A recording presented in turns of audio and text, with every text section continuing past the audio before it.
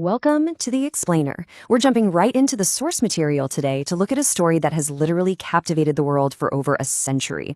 We're going to explore how the RMS Titanic, a ship that was the absolute pinnacle of human engineering and ultimate luxury, somehow transformed into one of history's most haunting cautionary tales.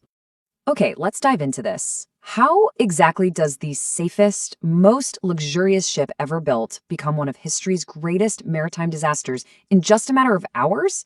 It's a question that still gives people chills. On a freezing, star-filled night, April 14th, 1912 to be exact, this magnificent vessel went from representing peak human confidence to suffering a devastating tragedy.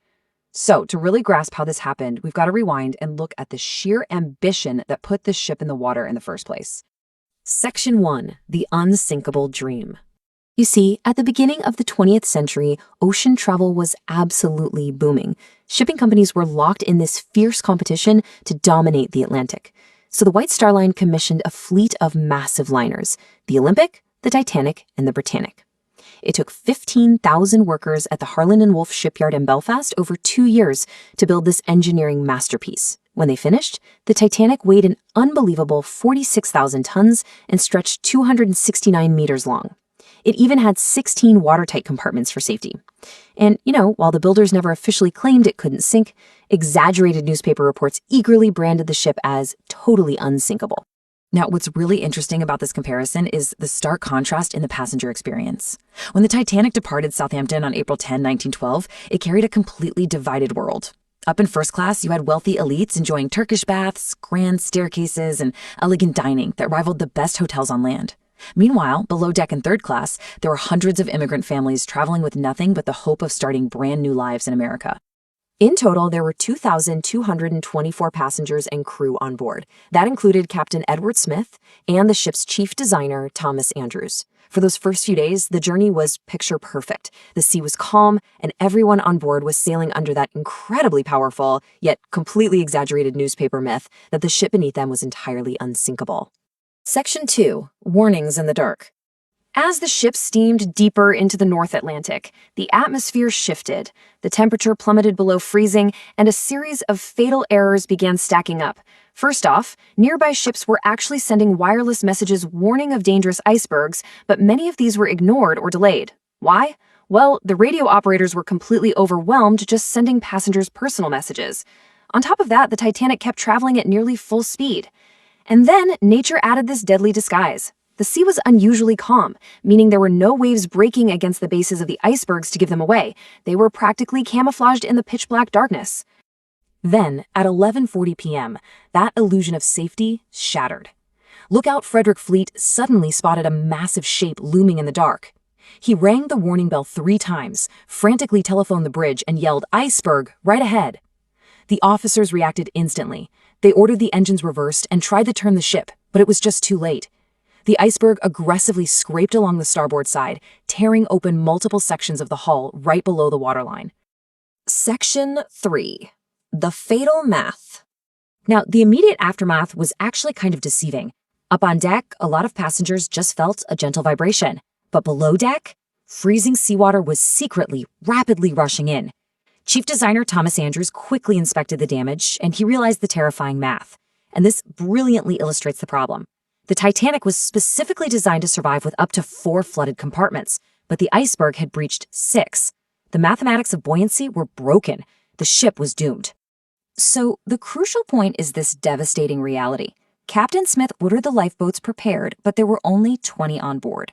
That gave them a capacity for about 1,112 people, roughly half of the 2,224 souls on board.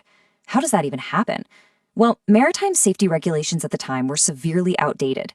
They were based on old rules regarding ship size and weight, not passenger count, and they simply hadn't kept up with the massive scale of these new ocean liners. Section 4. A desperate evacuation. At first, there was just profound denial among the passengers. The ship still looked incredibly stable, so people flat out refused to board the boats. Because of this, the crew ended up launching those early lifeboats only half full. While this was unfolding, Captain Smith urgently ordered distress signals, CQD and SOS, sent out over the new wireless telegraph. Those messages echoed across the Atlantic, but the nearby ships were just too far away to help in time. As the bow sank deeper and widespread panic finally set in, the famous band actually kept playing music, desperately trying to calm the frightened crowd right to the very end. The sheer speed of this tragedy was horrifying. We're looking at a span of just a few hours. Following that 11:40 p.m. impact, the immense weight of the flooded bow pulled the front of the ship underwater, which lifted the massive stern high into the night air. Then, shortly after 2 a.m., that tremendous physical stress violently broke the ship in two, plunging it into the icy darkness. It wasn't until nearly 4 a.m. that the RMS Carpathia finally arrived for the rescue. -2 degrees Celsius. That was the temperature of the water. It's a grim, freezing detail that really explains the massive loss of life here.